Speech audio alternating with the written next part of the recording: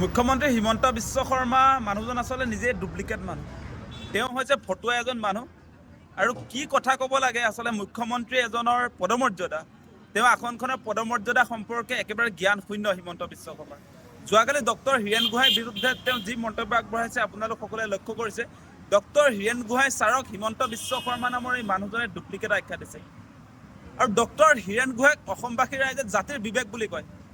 অসমবাসী ৰাইজে জাতিৰ বিবেক বুলি কোৱা মানুহজনক হিমন্ত বিশ্ব শৰ্মাই ডুপ্লিকেট আখ্যা দিয়া মানে হিমন্ত বিশ্ব শৰ্মাৰ যে মগজুৰ গণ্ডগোল হৈছে সেই কথাটো ইতিমধ্যে প্ৰমাণ হৈছে। বিপদৰ সময়ত সদায় অগ্ৰণী ভূমিকা লৈ থকা মানুহজন হৈছে ডক্টৰ হীৰেণ গোহাঁই ছাৰ। আৰু তেখেতে কি ক'ব সেই কথাটোক লৈ আচলতে অসমবাসী ৰাইজে সদায় আগ্ৰহ কৰি থাকে। ডক্টৰ হীৰেণ গোহাঁই এই বিষয়টোক লৈ আচলতে কি ক'ব? যেতিয়াই জাতিৰ বিপদ আহে, যেতিয়াই অসমবাসীৰ সন্মুখত কোনোবা বিপদে দেখা দিয়ে, তেতিয়াই কিন্তু ডক্টৰ হীৰেণ গোহাঁই জাতিৰ পক্ষত, অসমীয়া জাতিৰ পক্ষত আজি প্ৰায় ৫-৬ দশক ধৰি তেওঁৰ মতামত আগবঢ়াই আহিছে আৰু অসমবাসী ৰাইজে তেখেতৰ মতামতক এটা পৰামৰ্শ হিচাপে গ্ৰহণ কৰি আছে। আৰু হিমন্ত বিশ্ব শৰ্মাৰ আচলতে ইতিহাসটো কি? তেওঁ প্ৰথমতেতো আলফা আছিলে, আলফাৰ পৰা ছাত্ৰ সন্থা কৰা বুলি কয় আৰু NSUI কংগ্ৰেছ কৰি এতিয়া বিজেপিত আহিছে। তেওঁ হৈছে দল বাগৰা মানুহ আৰু এনেকুৱা ভুৱা মানুহ, বিভিন্ন বেহৰূপীয়া কাম কাজত লিপ্ত থকা এজন কেনেবাকৈ বাই চান্স মুখ্যমন্ত্ৰী হৈ গ'ল বুলি মানে তেওঁ ভাবি লৈছে তেওঁ যে বহুত ডাঙৰ কিবা কিবি হৈ গ'ল। তেনেকুৱা মুখ্যমন্ত্ৰী অসমত বহুত হৈ গ'ল ডাঙৰীয়া। হিমন্ত বিশ্ব শৰ্মাক কৈছোঁ, আপোনাৰ নিচিনা মুখ্যমন্ত্ৰী বহুত হৈ গ'ল। আমি দেখিছোঁ যে প্ৰফুল্ল কুমাৰ মহন্তকো আচলতে অসমৰ ৰাইজে বহুত মৰম কৰিছিলে। আমি শুনিছোঁ যে তেখেতে যেতিয়া গাঁওবিলাকলৈ যায় তেতিয়াহ'লে সেই সময়ত অসমৰ মহিলাবিলাকে আচলতে চেলেং চাদৰ পাৰি দিয়ে বা গামোচা পাৰি দিয়ে, তেওঁ খোজকঢ়া ৰাস্তাত তেনেকুৱা ধৰণৰ ঘটনাও হৈছিলে।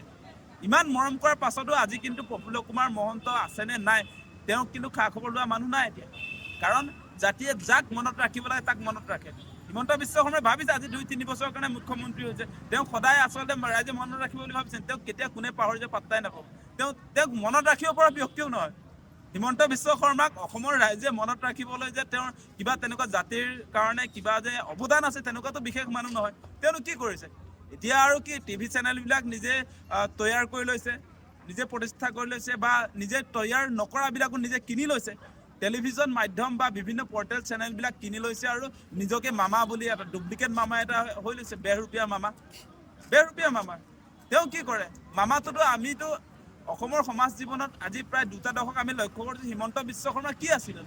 তেওঁতো একোৱে নহয়। এতিয়া টিভি চেনেলবিলাক তেওঁ কি কৰে? নিজৰ চেনেল আছে যিহেতু, হিমন্ত বিশ্ব শৰ্মা য'ত যাব মানে তাত প্ৰথমতে অৰ্গেনাইজ কৰি লয়।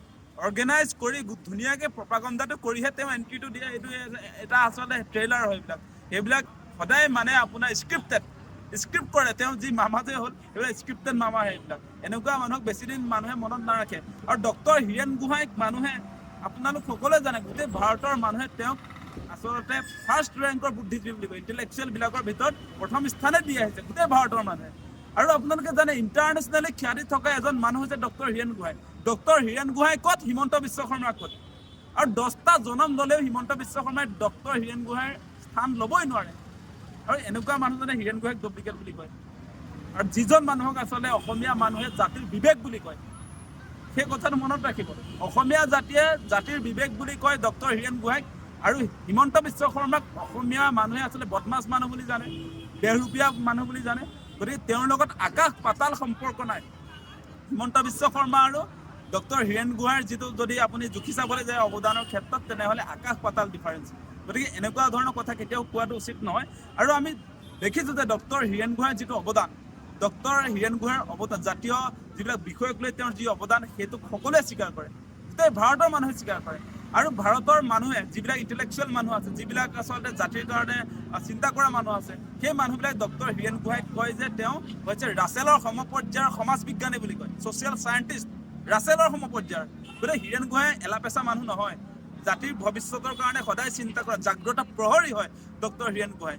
আৰু তেখেতক লৈ এই হিমন্ত বিশ্ব শৰ্মা মানুহজনে আচলতে মাত মতা কোনো অধিকাৰেই নাই।